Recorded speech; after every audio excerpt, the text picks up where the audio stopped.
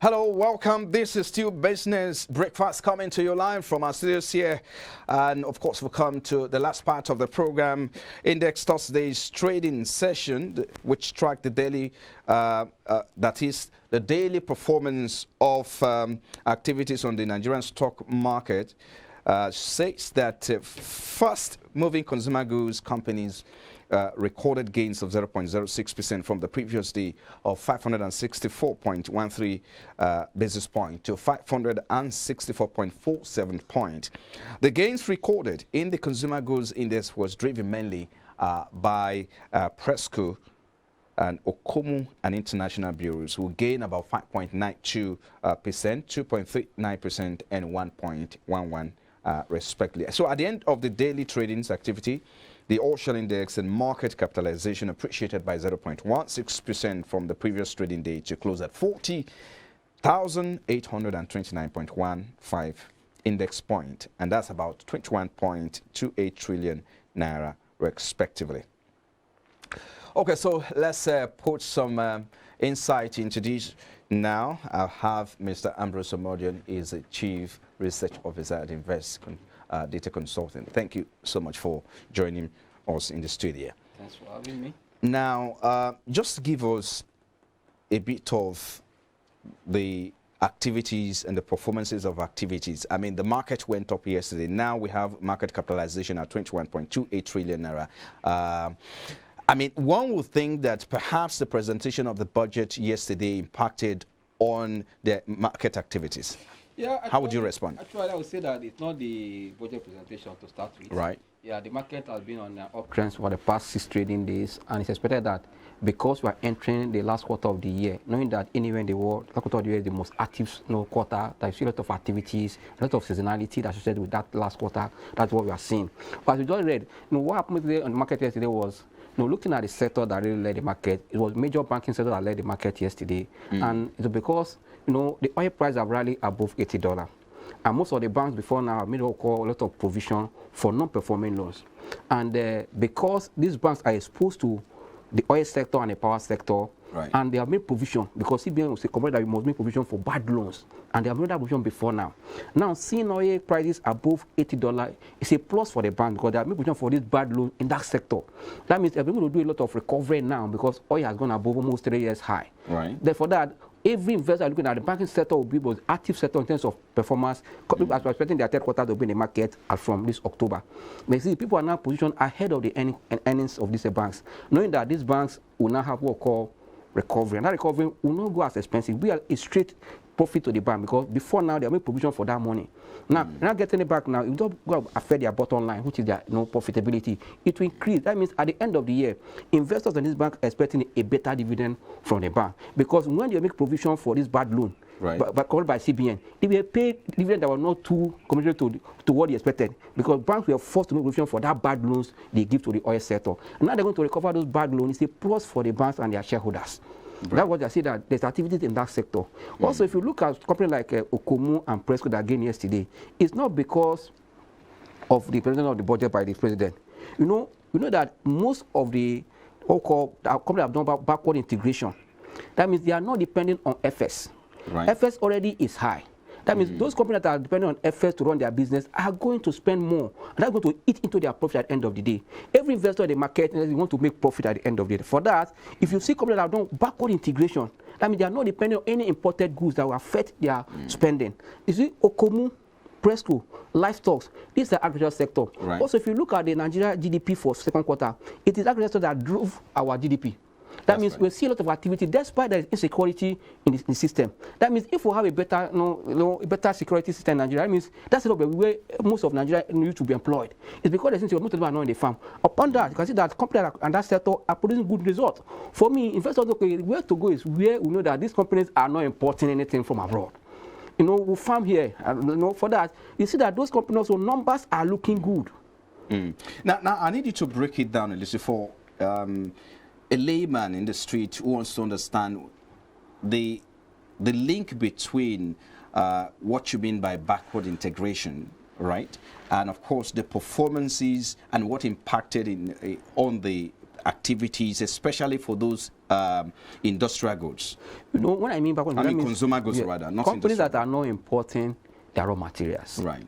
That means they find way of getting the raw material within the economy. It's called backward integration. Right. And also, government are giving a lot of company, it's called like company like Nestle, Dangote Sugar, time to come. Within the time you are establishing your company, in the next 10 years, in the last 10 years, do what called backward. That means you bring less on imported goods.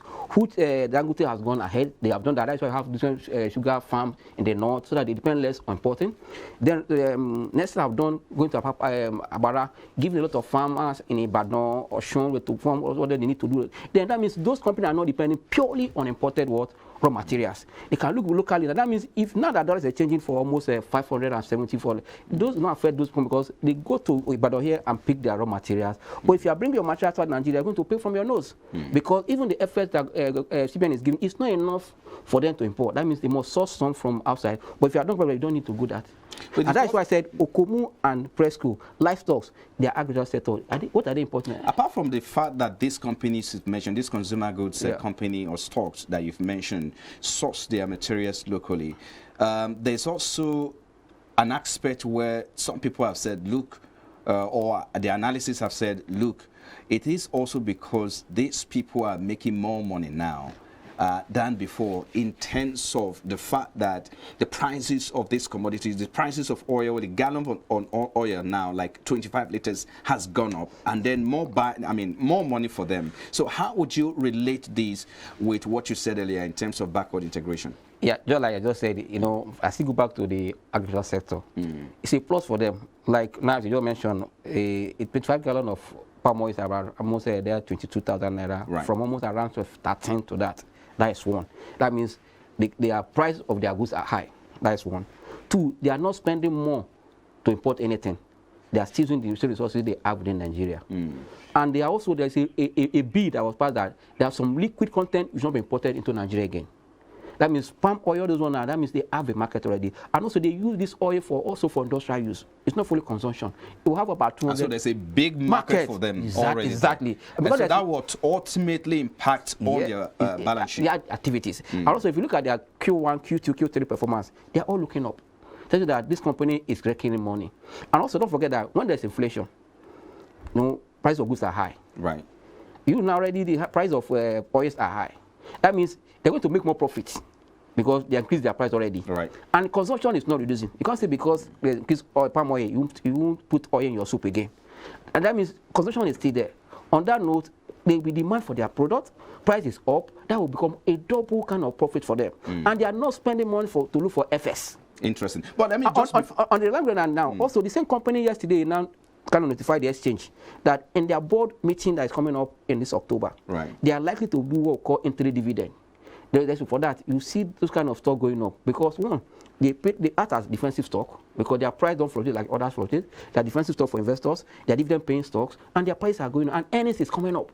For me, that is why I see investor moving. That is Nigerian investor. For me, I would say kudos to them because most of them are now becoming intelligent investors. They are not falling bandwagon as before. You know area where you should put your money. Those that are complaining that they're not making money in the market should look at their strategies and their plan because this thing that you should understand what you're operating because if you want to make money in the capital market, you don't need to just sit down and be sleeping in the house. You need to study. Just before I let you go, Ambrose, I mean, you talked about the fact that banks are already recovering in terms of managing their bad loans and all of that. And you also talk about the fact that there's a lot of activities in the consumer goods sector. So, particularly looking in consumer agriculture sector, consumer goods, you know, your earnings might affect later because before if you are taking 4 gallons or 4 tin of milk, because your earning is small now because of inflation, your purchasing power is small, and price of those milk has gone up. You won't consume the 4.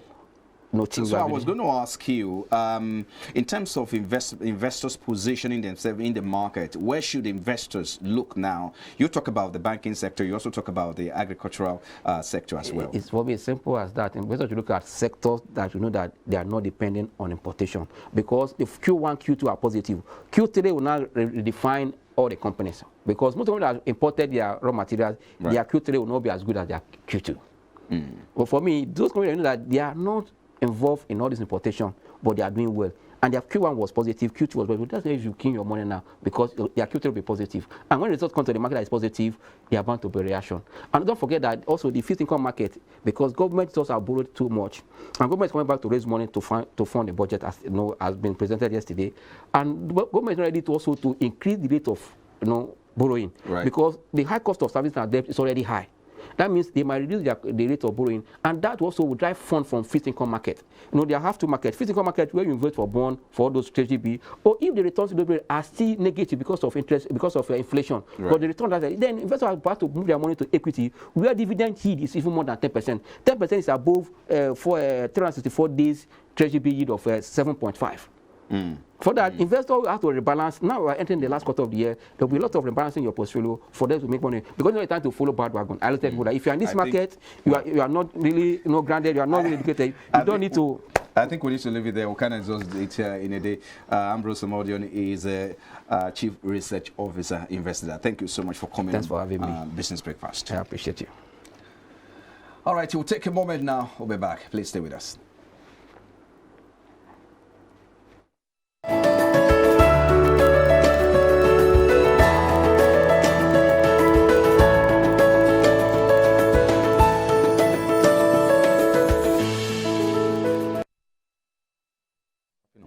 Welcome back. This is Business Breakfast coming to you from our studios here in Lagos. Of course, we have to wrap it up now.